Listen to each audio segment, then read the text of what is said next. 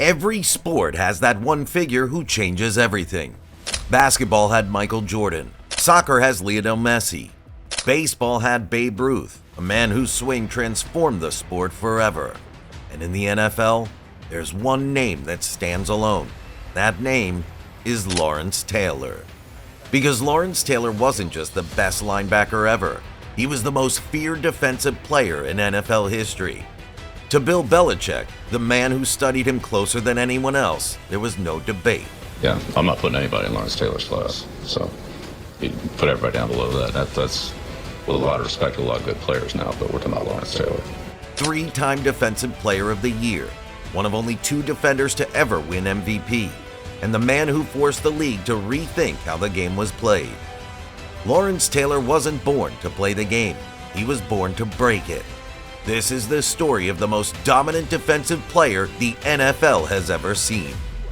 Before Lawrence Taylor became the NFL's ultimate nightmare, he was just Lonnie. That's what his family called him. And trust me, Lonnie was a handful. His mom recalls it as, while his brothers asked for permission, Lonnie just did stuff. And when he got caught, he'd spin a wild story to cover it up. Can you believe that? The most feared linebacker in history started out as the mischievous kid who couldn't sit still. And here's the kicker.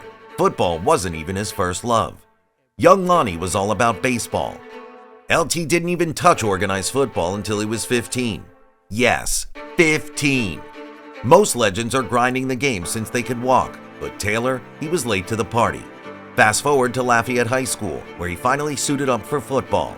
But at the start, he spent most of his time on the bench until he blocked a punt that made Lafayette win the game. But even then, recruiters weren't knocking down his door. Nobody even had a clue that this late-blooming kid was about to flip the football world upside down. At North Carolina, things got real. He showed up as a defensive lineman, but by '79 he switched to linebacker. It clicked instantly, and from here LT never looked back. By his senior year in 1980, LT wasn't just good, he was a monster. He recorded 16 sacks in a single season, a school record that still stands today. Taylor became a consensus All-American and won ACC Player of the Year, one of only 4 defensive players in history to ever earn that honor. Coaches couldn't believe what they were seeing. Coaches described him as reckless and just reckless. One UNC assistant said, as a freshman, LT would literally leap 6 or 7 feet in the air on special teams to block punts, then come crashing down on the back of his neck. But that reckless energy, that was the spark that made him different. By the time North Carolina retired his jersey, one thing was clear. Lawrence Taylor wasn't just a linebacker in the making. He was about to change the entire sport. Then came the draft of 1981. The New York Giants were on the clock. The Saints hold the first pick, and guess what? 26 of the league's 28 general managers said the same thing. If we had the first pick, we're taking Lawrence Taylor. But Bum Phillips wasn't buying it. He saw things differently. The Saints' new head coach and GM didn't want LT. He wanted George Rogers, the flashy Heisman Trophy winning running back. Can you believe that? One of the biggest draft day blunders in NFL history, and it set the stage for the Giants to snag the scariest player football would ever see. When the Giants called his name at number 2, the crowd in New York went wild. The New York Giants, first round selection, Lawrence Taylor, linebacker, North Carolina. Their defense had been a mess for years. Now they had a weapon that would make offensive coordinators lose sleep for the next decade. But here's the funny part. LT wasn't exactly thrilled. He wanted Dallas. He even thought Giant Stadium looked dull when they toured him around. But once Harry Carson, a Giants legend, reached out, things started to click. Lawrence Taylor became a Giant, and number 56 would soon strike fear into every quarterback in the league. During training camp, it didn't take long for the stories to spread. Teammates called him Superman. Quarterback Phil Simms said it best. On the pass rush, he's an animal. 2 steps, and he's already at full speed. 2 steps. That's all it took for LT to be breathing down your neck. From the start, it was clear that he wasn't just a rookie. He was a storm. Nobody had seen anything like that before. In his very first exhibition game against the Bears, LT made his presence felt with 2 sacks. A well-made debut statement. And then the whispers started spreading around the league. Who is this guy? Terry Bradshaw still remembered that first time. LT kept flying from his blind side, ripping into him, tearing his ribs apart. Bradshaw admitted later He dang near killed me. I just kept saying, who is this guy? Who is this guy? He was the guy who was about to make grown men scared to play football. But let's not sugarcoat it. Taylor was different. He combined freakish strength with lethal pass rush moves, tearing through blockers and delivering the most dominant rookie season a defensive player had ever put together. That's why he still holds the number 3 spot in NFL history on the list of greatest rookie seasons ever. When Bill Parcells, then the defensive coordinator, started riding him in practice, LT fired back. Told Parcells straight to his face. And I told Bill, I said, Bill, either cut me, trade me, or put John Scorpan back in front of me. That was LT. Raw, in unapologetic. And you know what Parcells told the vets afterward? I like that LT. That mother effer's got a mean streak. His rookie year was historic. He recorded 9.5 sacks, a fumble recovery, and an interception. In that same season, Taylor was crowned both NFL Rookie of the Year and NFL Defensive Player of the Year. To this day, that's a one-of-one achievement. And when the Giants went from 4-12 nobodies to a 9-7 contender in just 1 year, that's the Lawrence Taylor effect. One man, one rookie, turned an entire franchise around. Can you believe that? A linebacker, not a quarterback, not a superstar wideout, a linebacker. It was 1982, Thanksgiving, Giants versus Lions. The game tied 6-6 in the fourth quarter. The Giants were driving. Quarterback Gary Danielson dropped back, fired to the sideline. Then came LT. He read the game perfectly. He jumped the route, snatched the ball, and took it all the way, 97 yards to the house. A linebacker doing that? Come on now, that wasn't football. That was something else. And the crazy part? That play defined LT perfectly.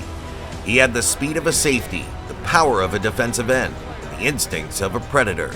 He won back-to-back Defensive Player of the Year awards and first-team All-Pro. And the league was already scrambling to figure out how to stop him. They were adjusting to capture this unstoppable monster. Watching LT play, the league realized the game was shifting. Pressuring the quarterback wasn't just part of defense anymore. It was the centerpiece. And from that moment on, teams started building around pass rushers, not middle linebackers. It was 1983. The Giants had a new head coach, Bill Parcells, replacing Ray Perkins, who left for Alabama. But that year was rough. Taylor held out of training camp for 3 weeks before finally returning under his old contract. The team struggled badly, finishing 3-12-1, and Parcells was hammered with criticism. That season, when Captain Harry Carson went down with an injury, Taylor was forced to move inside. It wasn't his natural spot. Inside linebacker meant fewer chances to hunt quarterbacks, but even there, he dominated. He still made noise. He recorded 9 sacks, and LT became the first player ever named first-team All-Pro at 2 positions in the same season. Off the field, things got messy. Taylor got caught in a tug-of-war between the Giants and Donald Trump's USFL team. Trump even gave him a $1 million interest-free loan. But after some back and forth, Taylor returned it. The Giants paid Trump off, and LT signed a 6-year, $6.2 million deal. It was one of the biggest deals for a defensive player at the time. Rolled into 1984, the Giants bounced back to 9-7, and LT was back on fire with his 4th straight All-Pro nod. Behind every great player, there's often a coach who knows exactly how to unleash that greatness. For Lawrence Taylor, that was Bill Belichick, Parcells' defensive coordinator. Young Bill Belichick began building game plans around LT's chaos. Belichick wasn't the hoodie-wearing legend we know today.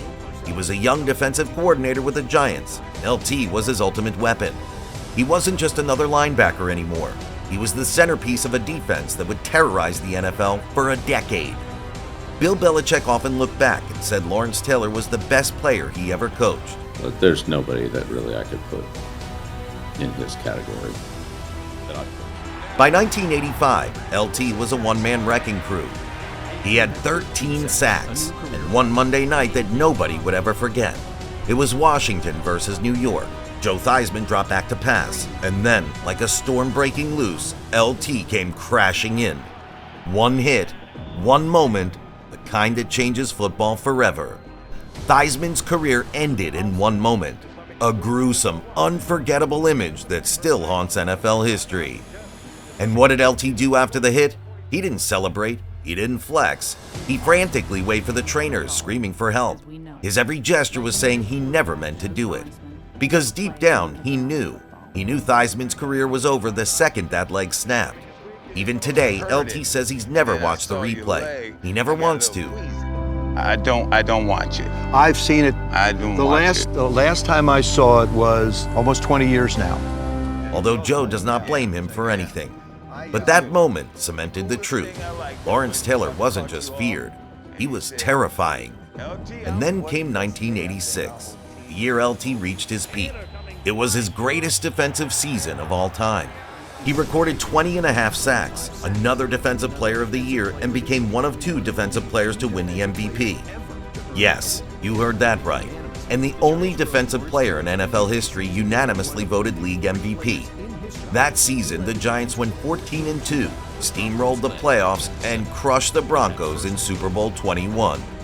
LT made a game-saving tackle on John Elway himself. And on the cover of Sports Illustrated that week, it said it all. Warning to the Denver Broncos, Lawrence Taylor is coming. There was no stopping him. By the end of that season, LT had collected Rookie of the Year, 3 Defensive Player of the Year awards, MVP, and a Super Bowl ring, all in just 6 years. 6 years! That's not a career, that's a storm ripping through the NFL. After winning it all, LT admitted he didn't feel joy, he felt empty. He'd chased the dream, reached the top, and realized the thrill was in the climb, not the moment itself. The Giants had just reached the mountaintop in 1986. A Super Bowl win, a young, hungry roster, a dynasty in the making, or so it seemed. But the next season, reality struck. 1987 was shortened by a player strike. Lawrence Taylor, always a man who lived by his own rules, broke the picket line. The locker room hated it. Fans questioned him, but Taylor responded with brutal honesty. The Giants are losing, and I'm losing $60,000 a week. Money over brotherhood, winning over loyalty. That was LT's truth. And even with all the noise, he still finished with 12 sacks in 12 games. But his Iron Man streak of 106 straight starts snapped with a hamstring injury. The cracks were beginning to show. 1988 should have been a comeback year. Instead, it opened with scandal. He tested positive for cocaine and got suspended for 30 days. That was already his second violation under the league's substance abuse policy. By this point, Taylor's dominance on the field was being shadowed by battles off it. Fans were worried, teams were frustrated. Even the front office knew this was the edge. The same cliff where other gifted players had already seen their careers collapse. The Giants went 2-2 without him, but when LT came back, he unleashed hell. 15.5 sacks in just 12 games. And then came one of the most legendary performances of his entire career. Late in the season against the New Orleans Saints, the playoffs on the line, Lawrence Taylor took the field with a torn pectoral muscle. Doctors tried to keep him out. He strapped on a harness instead. Every camera caught the agony on his face. Trainers kept working on him between plays, but Taylor refused to sit.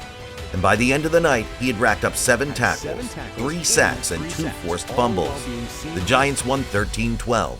Bill Parcells would later say, he still managed to play and be a force in the game. Yeah, you did it again. I said, we don't even have what you're doing. He said, well, we better put it in Monday, he says, because it's a dandy. And honestly, can you really argue? Taylor played like a wounded gladiator. Even with all his heroics, New York finished 10-6. Good team, not good enough. The tiebreakers went to Philly and the Rams. There were no playoffs, no repeat, and LT's war with his own body and his own demons was only just beginning. In 1989, Lawrence Taylor played through a fractured tibia and still racked up 15 sacks. Even with his off-field issues, his teammates voted him co-captain, stepping in after Harry Carson's retirement broke up the legendary Big Blue Wrecking Crew. The Giants went 12-4, but fell to the Rams in a heartbreaking playoff loss, despite Taylor's 2 sacks and a forced fumble. The next year, he held out a training camp, demanding superstar money, and got it, signing a $5.5 million deal days before the opener. With no preseason reps, Taylor showed up and wrecked the Eagles with 3 sacks and a forced fumble.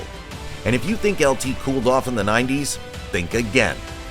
He finished 1990 with 10.5 sacks, another Pro Bowl, and helped lead the Giants to a 13-3 record.